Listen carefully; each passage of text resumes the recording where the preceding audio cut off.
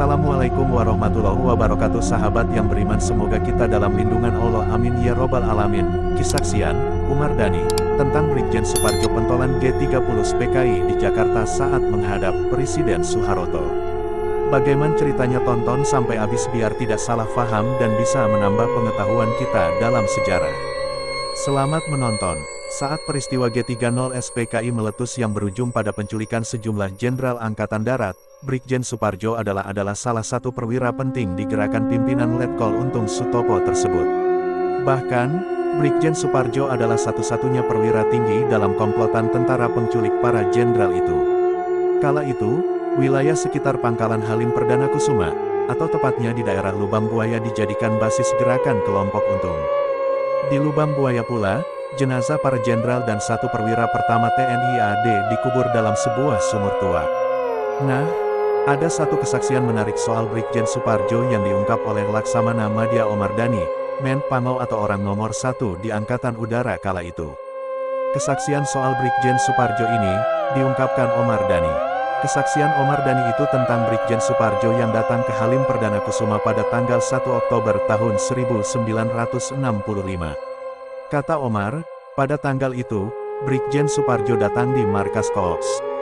Di sana, Omar mengaku bertemu dengan Brigjen Suparjo di ruang Sekretaris Panglima Korps yang sekaligus menjadi ruang tunggu tamu Panglima. Kata Omar, setelah memberi hormat, Brigjen Suparjo menyampaikan maksudnya ingin melaporkan langsung kepada Presiden Soekarno soal gerakan yang menyasar para Jenderal Angkatan Darat tersebut. Omar masih ingat, setelah melepas sebuah pistol dari pinggangnya dan meletakkannya di meja Sekretaris Panglima Korps di ruang tunggu, barulah Brigjen Suparjo dipersilahkan masuk ke ruang Panglima Korps, tempat Bung Karno berada.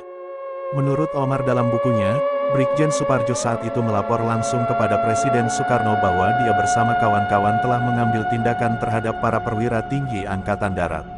Kata Brigjen Suparjo kala melapor ke Bung Karno, para perwira di lingkungan Angkatan Darat dan para bawahan mengeluh atas sikap, kelakuan, dan ketidakpedulian para jenderal terhadap bawahannya.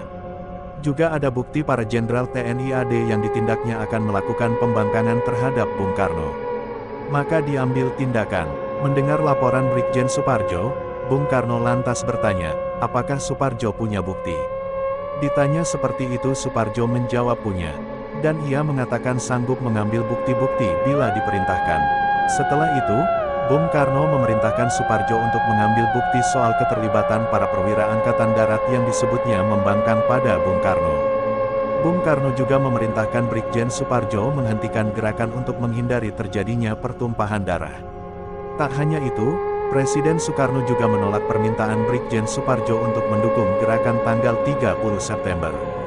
Begitu permintaannya ditolak oleh Presiden Soekarno, kata Omar, Brigjen Suparjo langsung berpamitan dan pergi keluar dari markas Korps. Omar bersaksi, tampak raut kekecewaan di wajah Brigjen Suparjo. Wajah Brigjen Suparjo juga begitu kusut, capek dan terlihat kurang tidur. Tapi, menurut Omar, sampai menghilangnya pada tanggal 2 Oktober tahun 1965, Brigjen Suparjo tidak pernah menyerahkan bukti-bukti itu kepada Bung Karno. Terima kasih sudah menonton, dan bila suka dengan sejarah ini tekan tombol subscribe dan bunyikan loncengnya biar tidak ketinggalan sejarah dari Kodi Channel.